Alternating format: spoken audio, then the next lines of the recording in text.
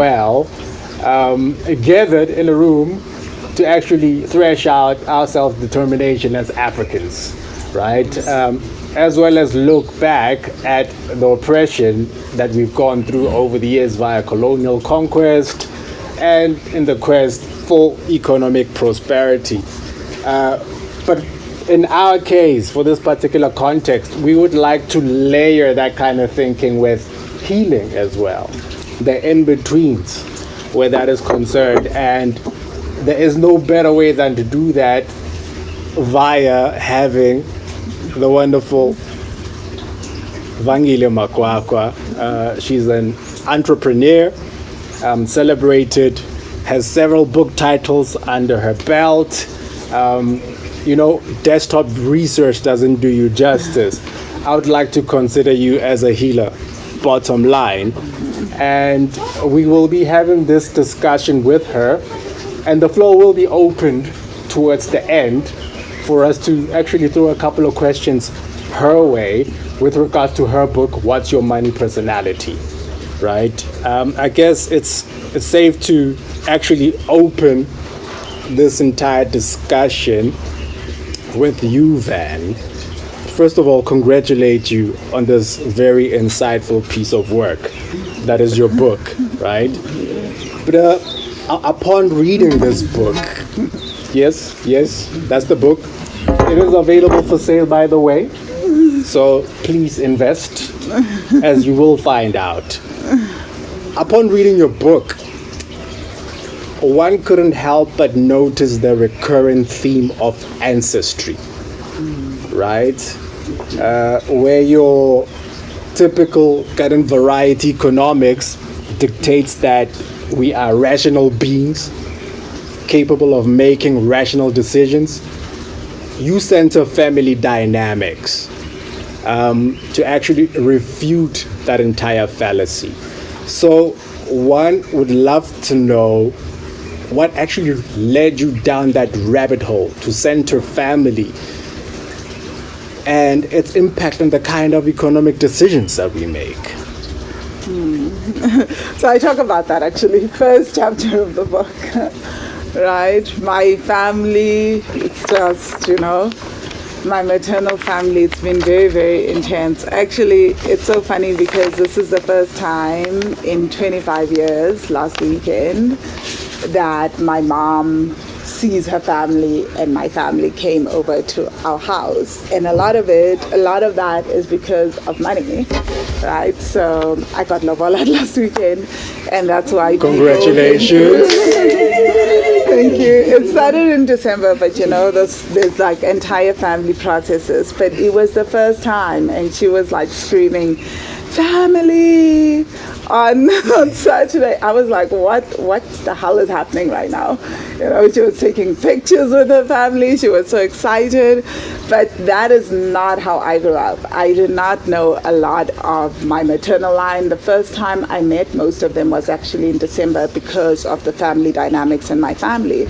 At the core of it has been money, My mother was what I call a fixer in the book, was able to take her family from a one room to building a house, making sure that all of them got university degrees. I mean, all of her siblings, but like the result of that has been, because of the way she moves, it's also very traumatic. She never understood why is everybody so ungrateful, Like I gave you guys qualifications, I gave you all careers, you now like living in great houses, your kids go to private schools, your kids have also all gone to university, why is everybody so ungrateful? So she never saw the kind of trauma she was inflicting in her desire to get the family out of poverty. There's so much that she also did in the process, but in the same process, the family also pushed back. So I just saw so many hectic family dynamics. In the book, I share how My uncle came back from exile, and up until then, my mom had been looking after our family. And the first thing my mom did was to say, here, it's now your turn to look after the family. She gave him all her pigs, her property, everything, gave him guardianship over my sister and I, and said, now it's your turn to look after them, because she was tired. Quit her job and was like, let's see, because everybody was a bit upset, at her.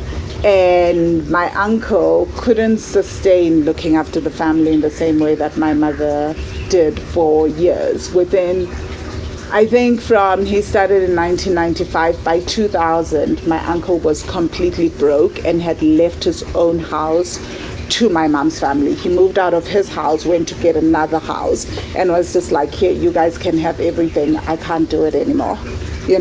Because he didn't know how to maneuver the family dynamics. And as the sweet one, he didn't want people to hate him the way that they hated my mom. So it was very, very challenging. So, and all these people, highly educated. My uncle had a master's in electrical engineering. He spoke German, Bemba, Swahili, Nyanja. He spoke so many different languages from around the globe. But all these people just could not navigate money and family dynamics. It was believed that if you are the one that makes the most money, you have to look after everyone, regardless of the fact that, as I said, everyone had their own careers. My aunt was a principal of a school. My one aunt had a nursing career. And yet everybody was like, nope, the one that makes the most money has to look after us. So in the book, I also share how, like, my uncle would coming home, there were times when I would come home, there would be no furniture, like he'd go to work, we'd go to school, come home, no furniture, things had been taken. And that was my uncle's younger brother that would take them and just sell them. And he sold my mom's car, he sold my uncle's car, and my grandmother would always say, forgive him, he's your brother,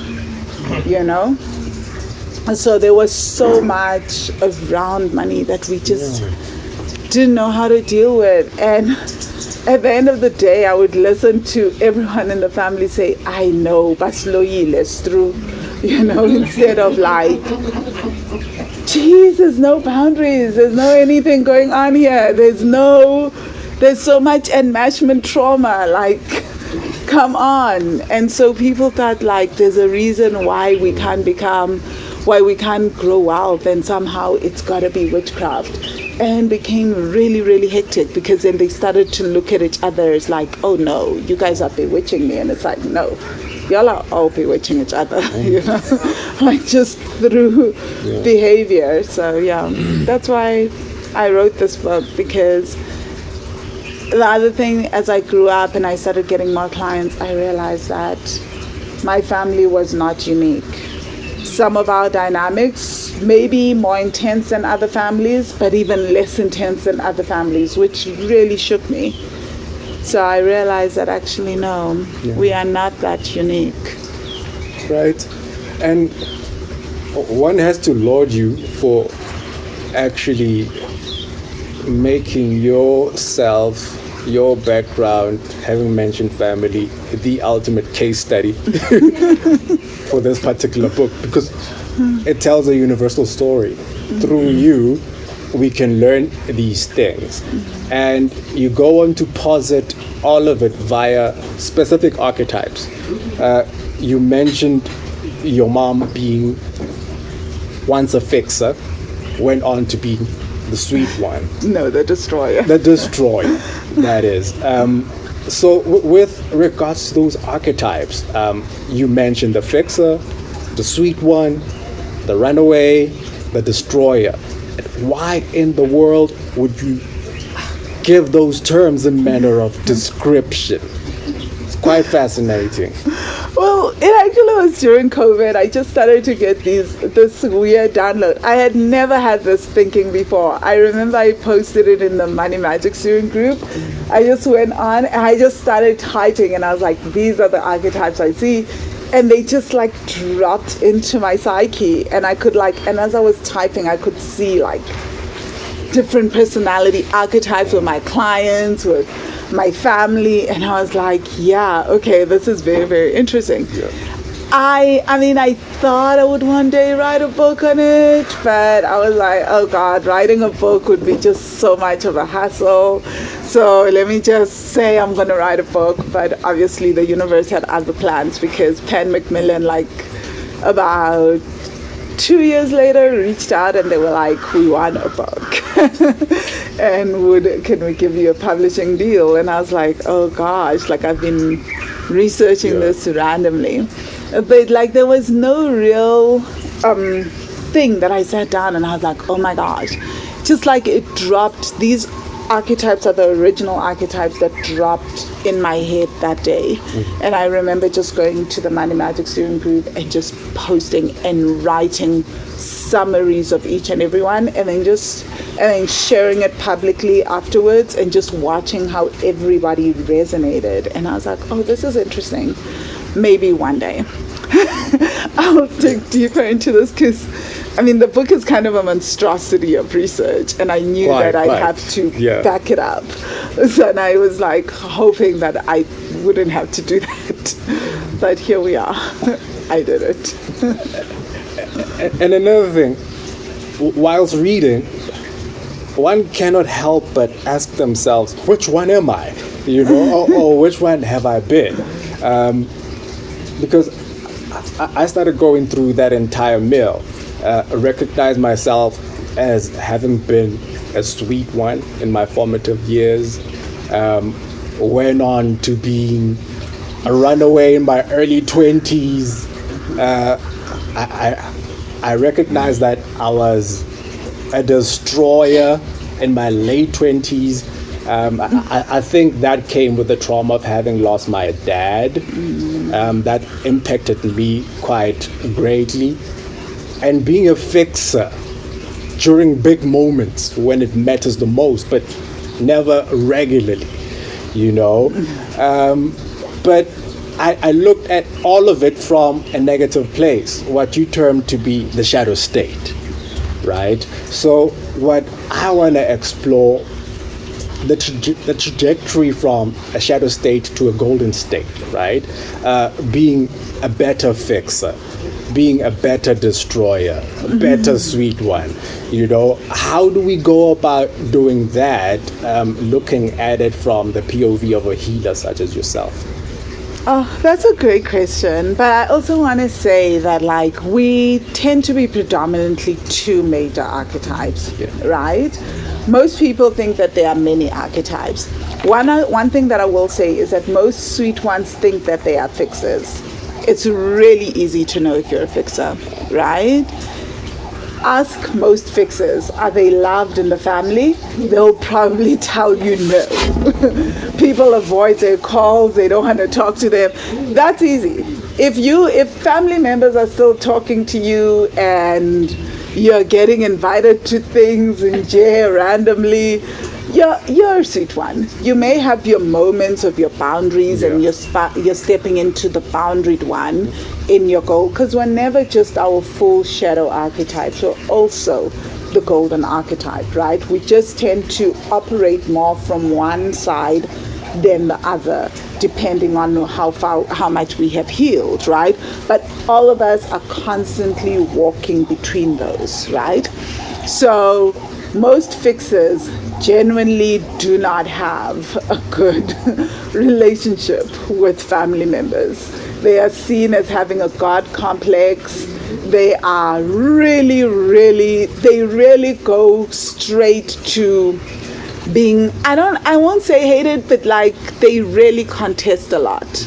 You know, whereas the sweet one, you're still there. People like you. The fixer, you're gonna be everyone's last resort to ask for help.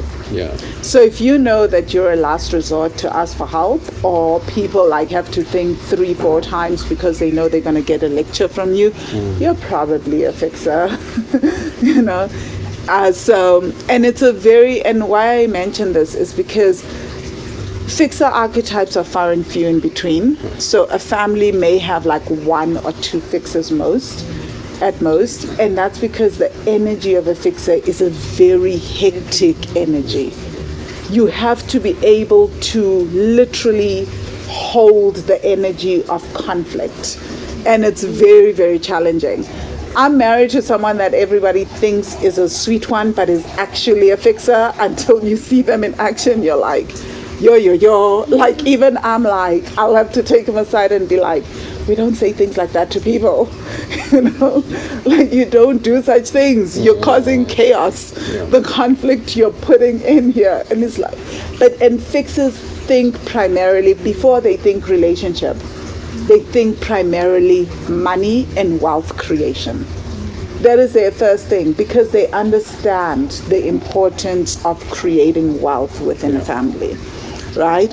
So when we're moving into our healed state and we want to operate more from our healed state, we have to be aware of our shadow side, right? So I'm a destroyer, primarily, destroyer and runaway archetype. So my predominant thing is either I fight or I flight, right? So I either run away or I stay and I fight.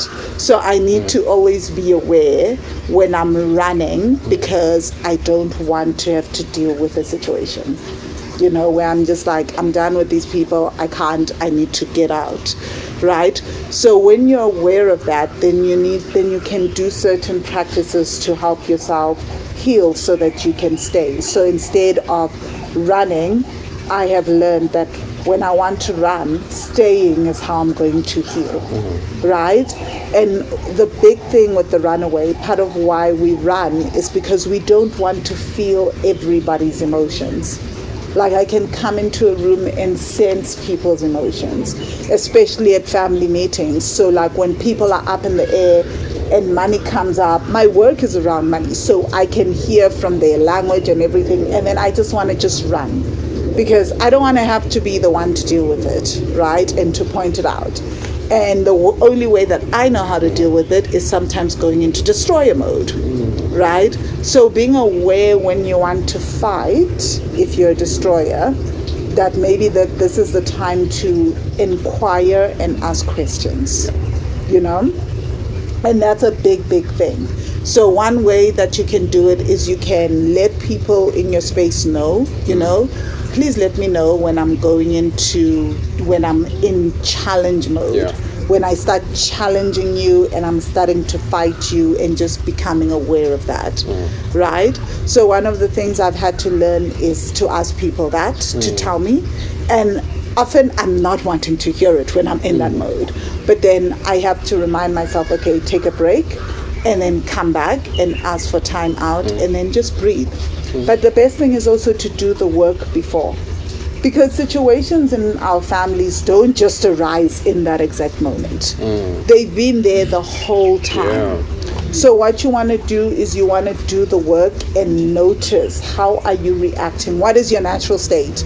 Are you wanting to shut down? Are you wanting to run away? Are you wanting to forget about this? Or are you wanting to be saved, where you go into your child mode, the eternal child, where you don't want to contribute? Or are you wanting to take full control? I know fixers, right? When fixers are like watching situations just fall apart in the family, they want to just step into control and tell people what to do, and it's just like, it doesn't matter what happens. So noticing that when you're stepping into your control, and then when you are the sweet one, when you want to overgive and make the entire situation nice, just sitting with that discomfort beforehand, right? And asking yourself really key questions, being in your body, meditating, observing, seeing where you are, and what are some of the triggers around this? What is triggering you to behave in a certain way? And that's how you start to move into your golden archetype, right? So if you are a sweet one and someone is coming and you don't have a lot of money, you've budgeted for this amount at the end of the month, up until the end of the month, and then a family member calls you up, they need money. Instead of instantly wanting to save them, asking for a break, just time, and I talk about this in the book. I explain how you can do it. So just asking, can I get back to you by tomorrow? I just need to check. And then sitting with that, like looking at your budget, looking at everything, asking yourself hard questions. Can I afford to help? Can I not? What is the fear? If I say no, sitting with that feeling of saying no and having them hate you, having them react, how does that feel in your body? And then making a decision. You know, if you are a destroyer and you find yourself in a situation where someone is, because a destroyer is going to respond differently, someone calls them for money, instead of jumping and just telling them where to get off, how they've never been there for you, how you're always alone, blah, blah, blah, because now you're triggered in your wound of not belonging, taking a step back and then just being like, listen, I'm triggered. Can I get back to you in a while, in another day or so? And then having your explanation. So instead of giving long explanations, you're never there for me, blah, blah, blah, nobody actually likes me, you just go, sorry, I can't help you. So with the sweet one, where it would be where you overgive, you're now setting boundaries. With the destroyer, instead of fighting and letting people feel your pain and know your pain out of the blue, they didn't know that they were triggering a hornet's nest, you're now like taking time out to process that pain and heal it on your own so that you don't inflict it on someone else. And then the runaway, instead of just running away, ignoring the calls, dropping the calls, you can ignore, but go do the work and then come back after you've seen that WhatsApp message, after you've seen that text message, to then like deal with it and say, sorry, I can't help you, instead of ignoring a person and leaving them on blue tick forever, which runaways can do. You know, we can just be like, it's been great, I didn't see this for like a whole month. And you get back to the person like, oh, sorry, didn't get back to you because it was uncomfortable. So you allow yourself to go through the discomfort. And then as a fixer, instead of first giving a long lecture and then helping, because eventually fixers will probably help because they can help, and telling them how you're going to help and giving control, deciding, okay, do I really want to help? Or am I going to just say no instead of trying to control a person? You know, instead of telling them, I can help you, but you have to do this. Yo, I can help you, but first you need to do your driver's license, blah, blah, blah. Oh, no. You know, just making a decision, right? Yes, your way is the right way, but a person may not see it and they may feel some type of way. So taking a break and just observing when you want to control. And then eternal child, nobody asks eternal child for money. So maybe just like working on becoming the adult. So if you are the eternal child that's going to be asking others for money, taking time out and asking yourself, what can I do to help myself in this moment? You know, which is highly unlikely for an eternal child, right? But if you are an eternal child who wants to work on this, before going to others for money, ask, how can I do this? What do I need? How can I change this? Am I in a pattern? How do I break this pattern? And on our quest to reach the golden state, right? Much of what you've just touched on unfolds in the physical world, right? There's also the engagement with the ancestral world, right? Which forms part of a holistic equation. You know, one such as myself goes through life assuming that once people pass on, they automatically become golden wherever they are, right? You know what I mean? Like, there's work to be done there in engaging them, right? Stuff such as, you know, praying for them, you know, it's unheard of, praying for an ancestor, you know, are they not reveling in the spiritual realm? You know, why do they need my prayers? You know, why do I have to engage them in that regard? Can you touch a little bit more on that, the ancestral world, and engaging it in order for us to be prosperous in our own golden state here in the physical world?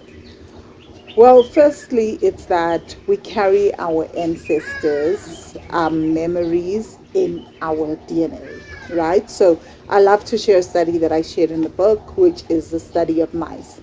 They did a study on mice where they introduced the scent of cherry blossoms to male mice. And every time the male mice smelled cherry blossoms, they electrocuted them. So the study was for 3 weeks. So every time they did cherry blossoms, they electrocuted these mice and they would shake and shiver until they got to the point where whenever they smelled cherry blossoms, they would just go into a state of shivering and shaking because they anticipated electrocution, right?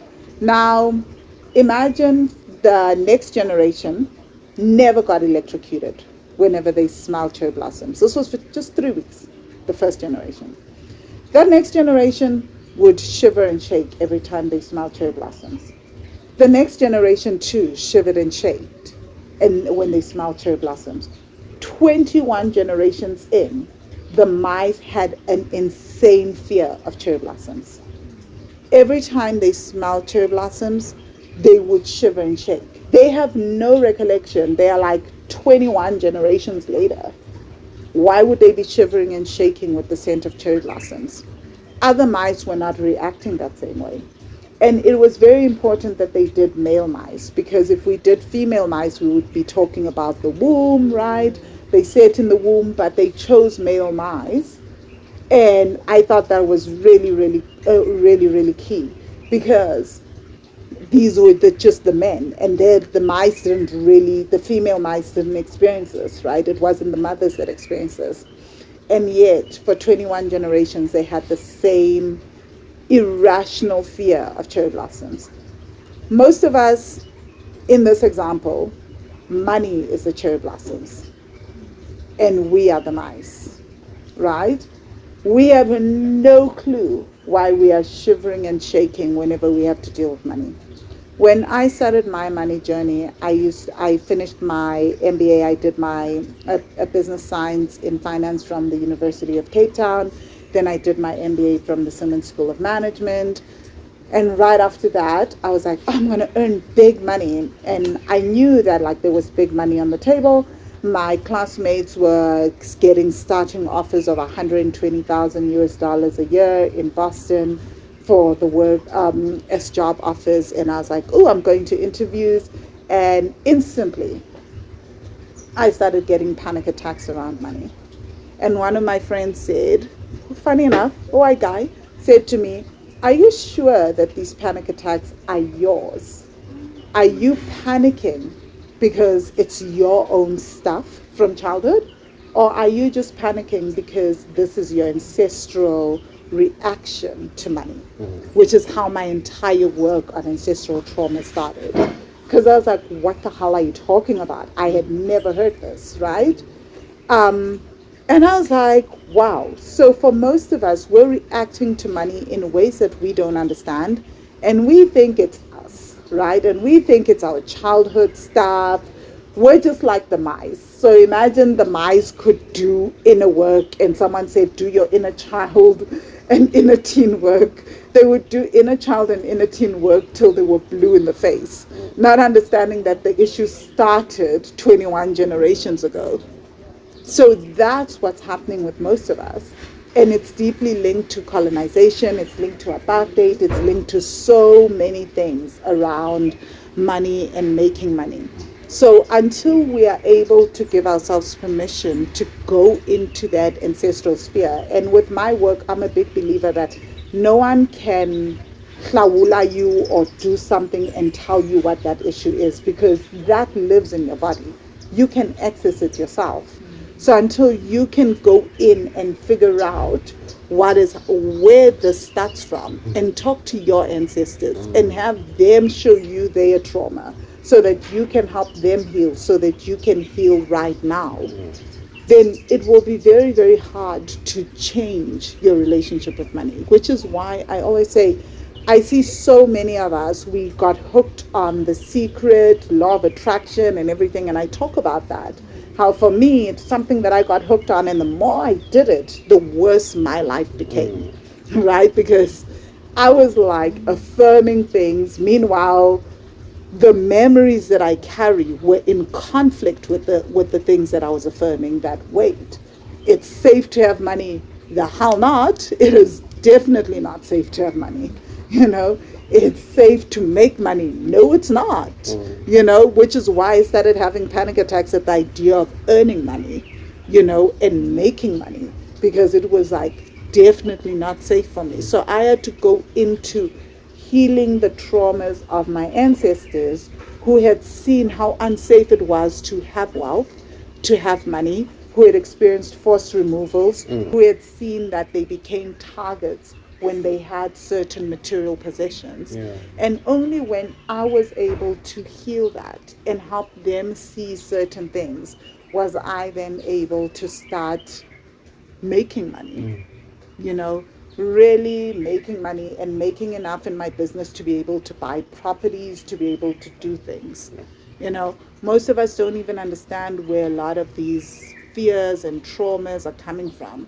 And I think it's very, very interesting that like the West has now embraced ancestral psychology, right? There's an entire branch of ancestral psychology where they literally regress people into ancestral stuff and doing ancestral healing work.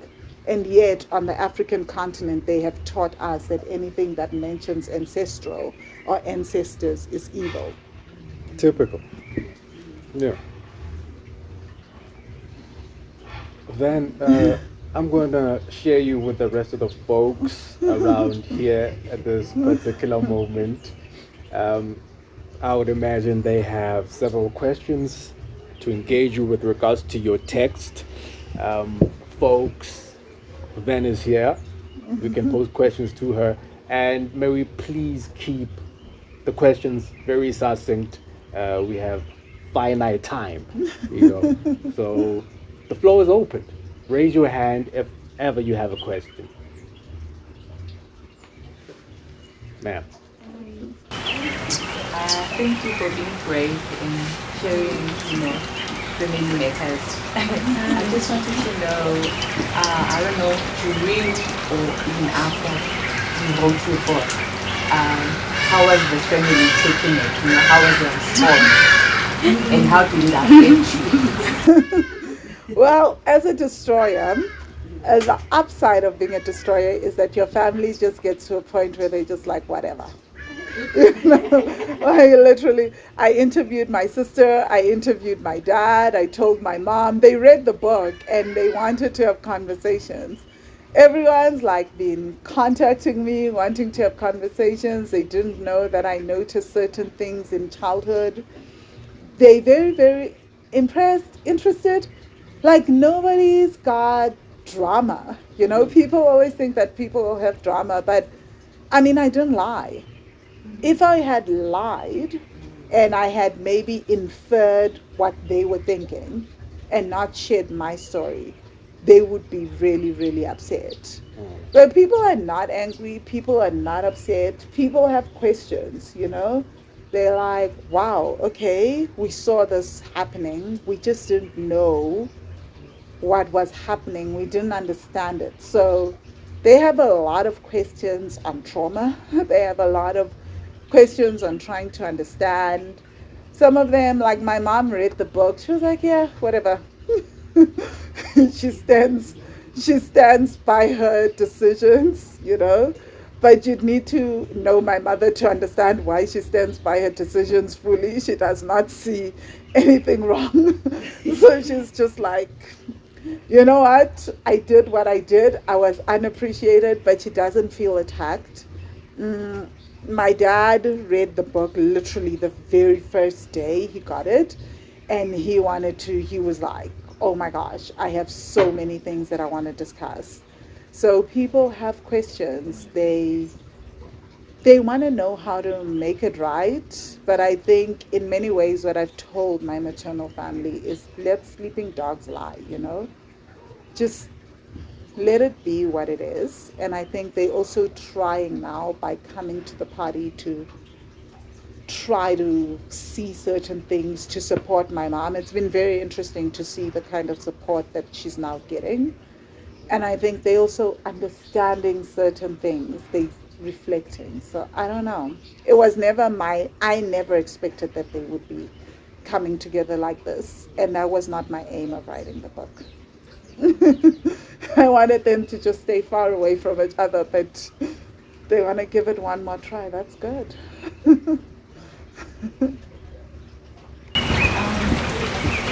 Thank you again for this opportunity and this experience. I'm actually enjoying this topic as well. I just want to ask you something. This is what I often ask myself, though, but I want to hear it from you, since I consider you an expert in this. If money could talk, what could it say to you, like right now? I like that. I always ask that. I think we have something in the Money Magic called the Spirit of Money meditations. So you actually get to connect with the spirit of money, and money tells you what it has to say. I think money would tell me to just take a chill pill and relax. Especially the last, I've had a really, really tough few years, like from 2022 up until now. Mizo and I run the Property Magician stockpile, and we've been struggling to get monies back and everything, and it's been a very interesting, contentious relationship between me and my spirit of money, So I think that money would tell me to just take a chill pill and to just start to see what is happening and what is unfolding. And I think I've only started to really see the unfolding the last 2 weeks. So where I'm just like, okay, no, it's cool. I can chill. But it's been hard. Like I've been writing in the journal. Mizo had her journal. You can write letters to money in the Woman Money Journal, and my journal has been filled with in the letters to money section, just anger at money. How dare you? Like I trusted you. Like I'm here paying legal fees. So money would probably ask me to take it down a notch. Any more questions? You, ma'am. Hi, I have not read your book, but in my family they have done that. I've got 2 sisters and my parents. So they've all read the book and they identified me on the book. So now when you said that you are the destroyer and then the family is just like whatever. I'm not a destroyer, but I'm a fixer with people having to take accountability. And I have a lot of triggers, like you said, with money, like growing up. I grew up well, but it's like my parents had to get into debt to get me have a better education and stuff. But now everyone at home has discussed the book. Sometimes when I'm talking to them, they're like, oh, you're like from the book. And I'm hating it because I don't have the book. And I keep on saying, I don't want to buy the book, but right now I want to buy the book to really, really see myself. But I want them to understand that it's not that I'm a destroyer or the fixer with people taking accountability. How do I go past those things? Because at night, like you said, of the panic attacks, I do have sleepless nights because I will have those panic attacks because of money, or I want to study more. I keep on studying, and I feel like that's where I hide. I don't know how many qualifications I need to get in a year because I'm running away from poverty or having to struggle. So how do I get my family to see me like? So you're probably, it sounds like you may be a runaway. A runaway gets disconnected from the body, right? So you may also be like secondary archetype of a runaway. They get disconnected from the body. So we don't just run away from our families, we run away from ourselves so that we do not have to be in the body and sense our own nervous systems. So the first step is to get into your body, right? So there's breathwork meditations. There's a free breathwork meditation that you can do. So I can give you the link. It's wealthy-money.com/breathwork. Just sign up for that. But a lot of it is going to be about feeling safe in the body. Yoga will definitely help you a lot with that. So getting into the body and feeling safe in the body so that you can start allowing yourself to be visible and vulnerable so that the family can truly see you for who you are. And it is very, very typical for a runaway to go into academic study. I don't know if I mentioned it in the book, but I talk about like running away into your business so that you get stuck in that, right? Because then you don't have to deal with the real world, you know, because it's also just another way to shield yourself, right? Because what better way than to escape family functions and drama than to say, sorry, I've got a test this weekend, I've got to study, right? So it's just it's a non-toxic way of running away, but it actually doesn't help us in the long run, because we have to be facing people. You know, we have to face our finances, and it's not about how many degrees you get. That doesn't really help your financial situation.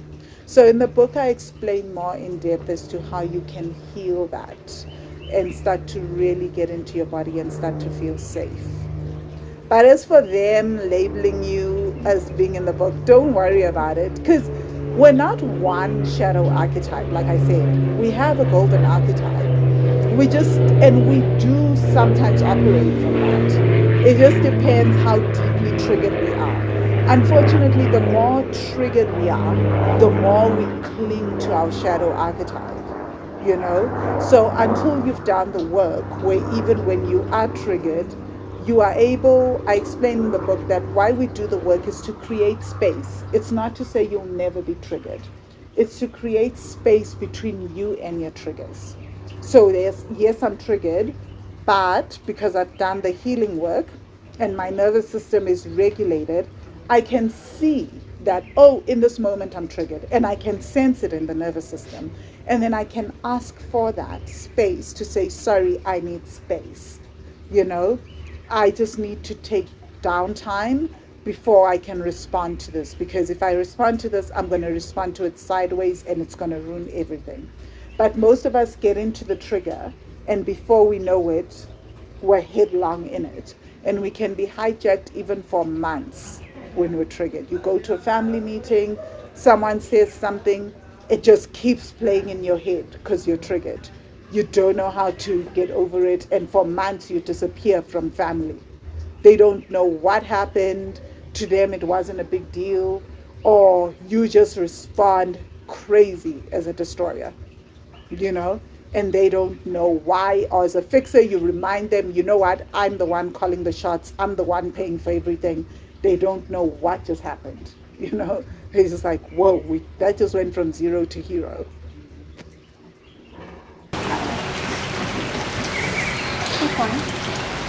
I don't know if you guys have already covered this. I just wanted, just for the benefit of those that have not read the book, just to outline the entire archetype, and maybe just a brief, run through of each. And I'm just interested in, when you had your final, I'm sure it wasn't sequential, but you had your list of archetypes. Did you find that after writing the book, you thought, maybe there's one or two more that I think I could have added, and maybe it's also calling for another book? Are there more archetypes that you kind of picked up that you could kind of work around in terms of a possibility of there's more out there around me? And have you also thought about a book version for children that we can kind of, start working with them from an early age to avoid us heading to the place where we are as adults? How can we kind of not necessarily deviate, but just lure them in a different direction so that they have different and unique experiences with me? Have you thought about maybe just a children's book? Okay, let me quickly answer the 5 and all the 10 archetypes. There's 10 archetypes. The sweet one, that's the shadow archetype. That's the one that they usually get into debt to save family, right? They give everything in order to keep the family together, to be the glue in the family, and even in their friendships. So they struggle to save and invest. They will have retirement annuities, pension funds, all that. When I think of the sweet ones, I think mainly they are the backbone of our community, man. You cannot do an event without a sweet one. they bring izandla, they bring hands. So when you look at like weddings, you look at funerals, they'll have the yard full, and it's usually their people. You know, they are incredible in that way. But they give and give and give. And yes, they're happy, the family loves them, but it's a lot. And it's costing them financially. They don't really see it, you know, because they're giving so much their own detriment. And then their golden archetype is the boundaried one. As the boundaried one, they still the backbone of the community. They still the backbone of the family, but they have boundaries. Now when so-and-so calls, they don't have a place to sleep, they can't say, they will never, because they're still the sweet one. They won't say, yo, where you going to stay? No, you can't come to my house, etc. You know, they're not a destroyer or a fixer in that regard, you know. Although a fixer would also help, to be honest. They would allow them to come, but like say, when are you leaving? What time are you going to be out? Let's have a plan, you know. So a fixer and a sweet one will step into those roles. But now as the boundaried one, they won't let you just come to the house and take over the spare room forever. And then you're part of the family, you're not contributing to groceries, they're giving you food. They will sit down and say, you know what, this house is also this room is for my daughter. They will move into this other room. Please let me know when you can leave. They start developing boundaries, and they start becoming very aware that they can't get into debt to help others. They need to save and invest. They start putting themselves first as well. And then you've got the destroyer. They fight. They don't ever feel like they can rely on anyone in the family. You know, they've always felt alone often. They're the black sheep in the family. They can get degrees, but you'll find that they tend to be artists, the entrepreneurs. Nobody really knows what the hell they're doing. You know, like in my family, nobody really knows how you make money. You know, they don't understand it. You're just and they figure themselves out because of that, you know. And you can never really pin them down. They come to family functions though, but they'll often come with drama. You know, by the time they leave, everybody has felt it, you know, no, they were really in our midst. They came here and they won't avoid the family functions. True destroyers come so that they can remind you, you know, and they keep it real, where everybody in the family is trying to cover things up. Destroyers will remind you, you know, you still owe me money. When you can't talk, you still owe mang this, you know. And they're like, you. So they get into debt because they have to rely on themselves only. And they don't know how to ask for help from the family. You know, they don't really feel the love of the family often, you know. So they'll be in debt for those reasons. They struggle to save and invest, not because they're looking after other people, but because they are genuinely just having a lot on their plate. They always have some kind of scheme going. Like I said, you don't know what they do for a living, you know. They are artists, they are healers, they do this. So they're investing their money in different things and they're playing around with it. They are also, in their golden archetype, they become the renovators. They stop fighting with people, and they start realizing that they don't have to tear everything down to build everything, right? They can build their own thing, do their own thing. And in their renovator state, in their golden archetype, they tap into their natural innovation. Destroyers are usually the ones, when they become the renovators, they're the ones that come and say, homeschooling instead of regular schooling. They come and they tell us, you know what, everyone deserves human rights. They are here, they change the way society operates, and as a result, they start to build businesses that we have never ever imagined before, right? Because they are not happy with the way societies run. They're not happy with the way the family operates. You guys know them. They're just not happy with the way the family operates. So when they start stepping into their renovator state, they find ways to change and shift the family. Like how I said, I was not aiming for my family to come together and start talking again, right? But through the ways of healing and doing things, things start to happen. That's what renovators do. Then you've got the runaway, which I've spoken about. They don't feel safe in their bodies. They run away. The hard thing with runaways, and I don't know if this applies to you as well, but like runaways will even run away from their finances. They won't look at their bank accounts. They don't want to deal with creditors. They run away from everything. So that's why they pile up debt, because they're running. They struggle to save and invest because they run from uncomfortable conversations. So if they have to be told what to do and they have to open up around saving and investing and where things are, they won't do it. They won't talk to a financial advisor. They just run. In their state as the grounded one, as the golden archetype, they've come into their bodies. They feel safe. They realize that you don't have to run away from anything. For things to change, you have to face them head on. That's how they start to build wealth. They're the ones that will then now start to look at budgets, start to talk to financial advisors. They really, really work with that. And most runaways tend to do, when they become the grounded ones, they go into careers that have to do with the body. They become your yoga teachers. They become your fitness instructors. They become your therapists. They start to teach us so much about being in the body. And they bring new modalities. They are the ones that, where the destroyer and the renovator completely change the way that we do things, right? The runaway goes, and because they've been running, they've been going to different families, they've been going to different countries, they come back with new ways of doing things in cultures, right? They say, in this culture, this is how they've been doing it. Now as the grounded seeker, they bring it to the household. They bring it to the society. They teach us. This is how other people are doing it. Let's try it. Let's merge it, right? And that's where also the innovation comes. Then you've got the fixer, which was spoken about, right? And in depth, they are the breadwinners. Fixers, the one thing to know about a fixer, if a fixer is broke, they are broke out of choice. A fixer doesn't go broke. They may be in debt, but they will not be in debt for long. My parents are fixers. They just do not. Debt is a thing that they don't understand. How you end up in debt is in fact, like they just think, Uti, you're trying very hard to get there. They don't understand it fully.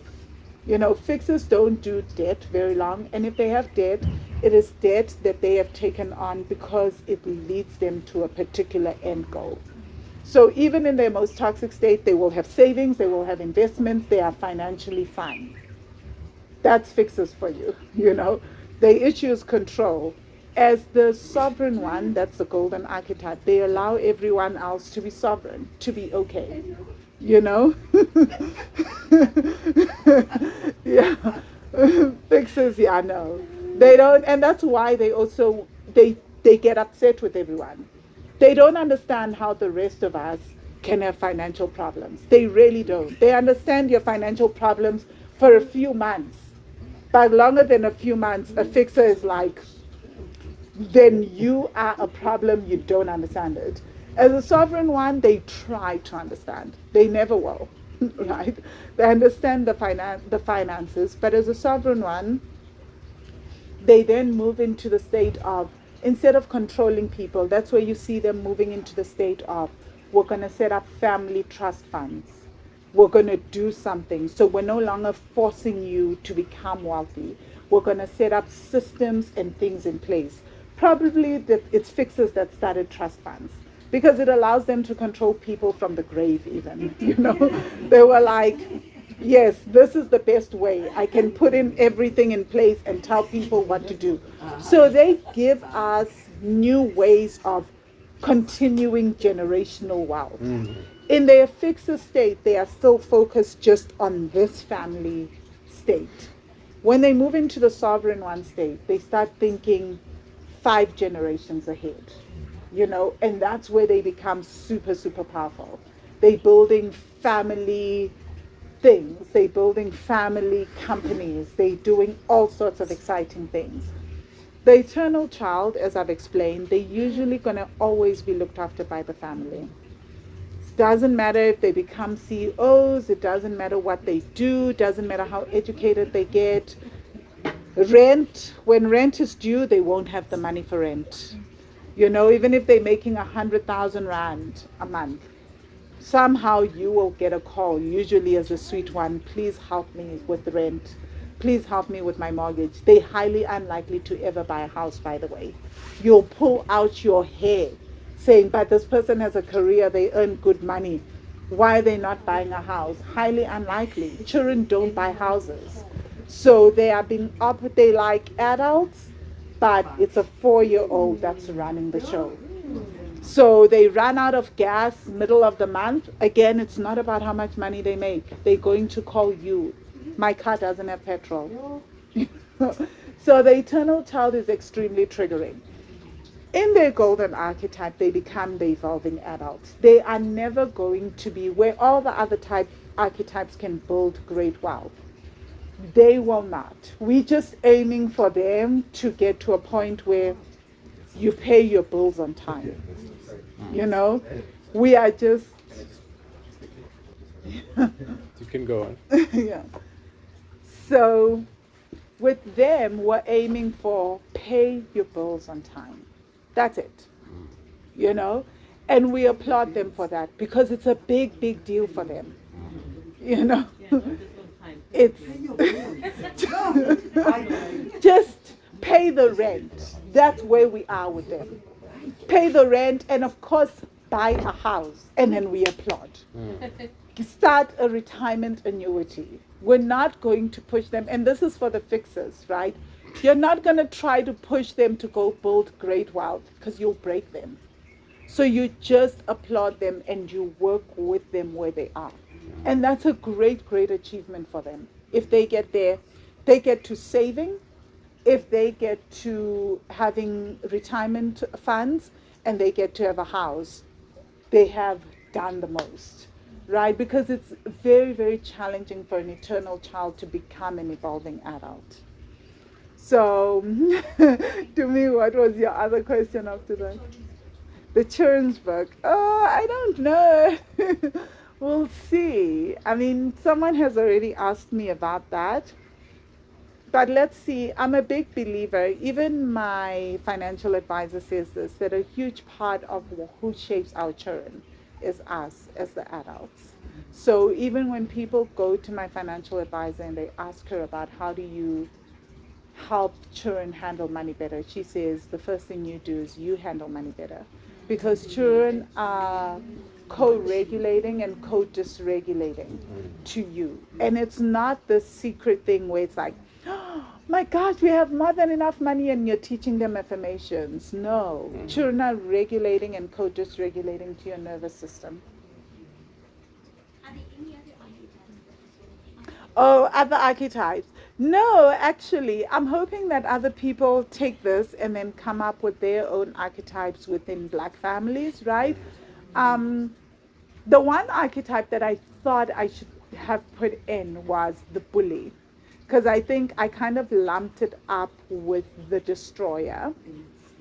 And I feel like the bully, the money bully, is something completely different to a destroyer, because destroyers are here to really break down things. But like, I think that there is a bully archetype that is completely unique, and it's just born a bully, you know, and then they bully others, and then when they have money, they use money to bully and control. And I think sometimes that can get mixed in with the other archetypes. But like that, I didn't know how to add that archetype in the end, because I thought of adding it, but I just didn't have the words for it. And I remember talking to Penn McMillan about it, and then we're just like, oh. Then I was like, maybe it's just the destroyer, maybe I'm overthinking it. But now that like I've had time to reflect and the book is out, I'm like, no, that's a real archetype. Yeah. Mine is like a question. I've had the benefit of the money magic work and having studied the book, not read the book. Yeah, I'm a fixer. I'm a healing fixer because I don't feel like there's a, oh gosh, our alarm is going off. Okay. So I don't feel like I am fully on the sovereign side. So I just thought maybe it would be helpful for another fixer sitting in the room how it works.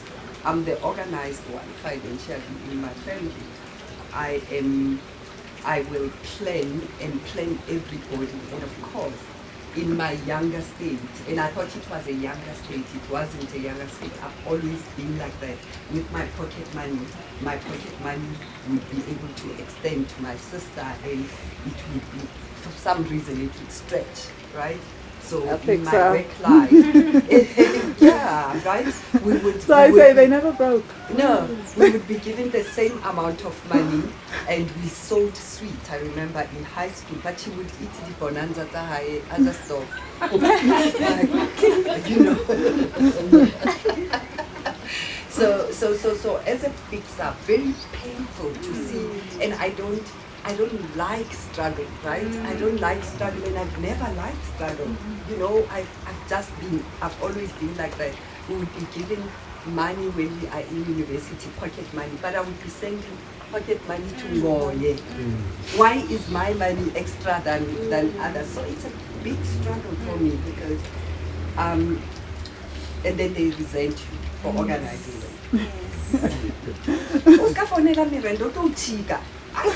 I want you know, right on the same.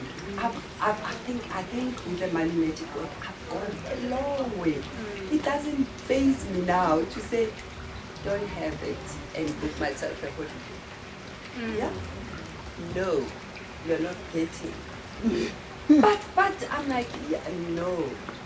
Like a hard no, you know. So it's a very strange place to be in, and I thought I would feel hugely guilty, and I thought I would die. That's the feeling, because you get it.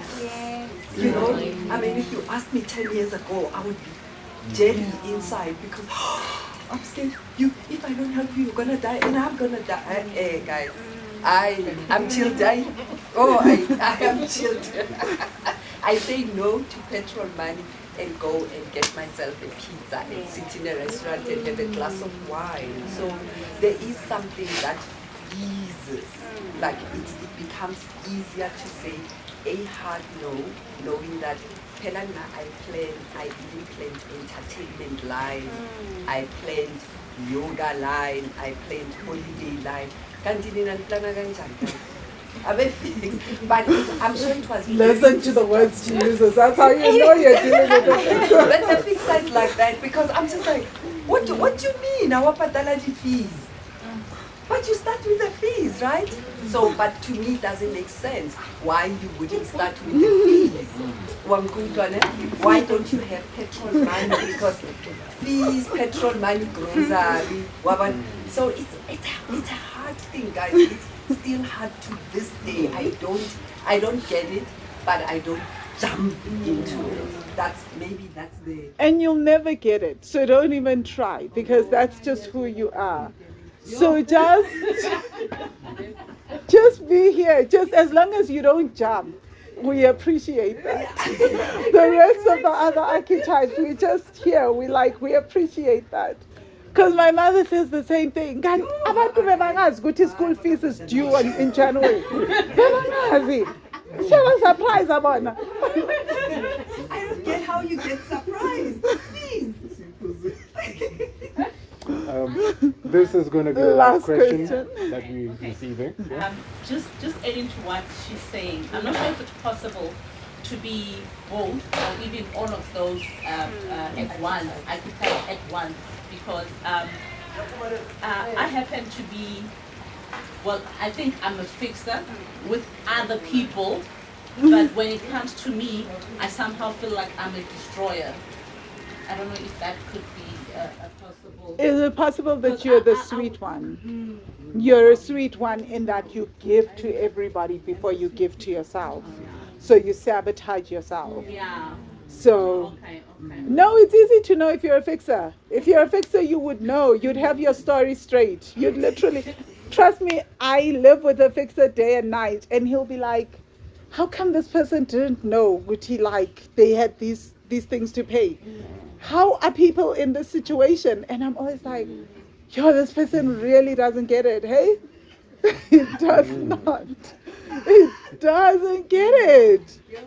You know, his brothers will call, he'll be like, but how did they know? They didn't know that they were going on a weekend getaway with their girlfriends, and they didn't plan for this. You didn't know that, like, on a weekend getaway, you'd have to pay for A, B, C, D. You don't have a plan for that. That's a fixer for you. And me, I just sit and I'm like, wow. I always just say to him, fixer. Mm-hmm. Yeah. You know, and I'll say, can we try to have compassion for other kids, though? Like, because fixers don't get it. Sorry, I know you said it the last I time. have to go. All right, let it bleed it in. I'm just trying to figure out in As terms you're of talking, the I need to put my- relationships. He's my best friend. We've been best friends for 20 plus years. Wow. And he's the sweet one, and I'm the fixer. And a lot of times when we have to do things together, I'm the one that's going to say, okay, so this is what we're going to do. He'll just agree next year. And time to do it. You can change this. No, but we can. So in terms of relationships, how is the relationship between the different types and which ones gel together and which ones don't? No, the fixer and the sweet one are a match made in heaven. Exactly like how you describe in the book, I explain that, like, the fixer sets, like literally what you just described. I talk about it. I say the fixer sets the plans, the sweet one agrees. They just get along with it. Yeah. It's in there. Your nightmare becomes the destroyer fixer archetype, ne? Or the destroyer eternal child, the fixer eternal child. Fixer eternal child. At least destroyers we can understand, but the fixer and the eternal child, it's just.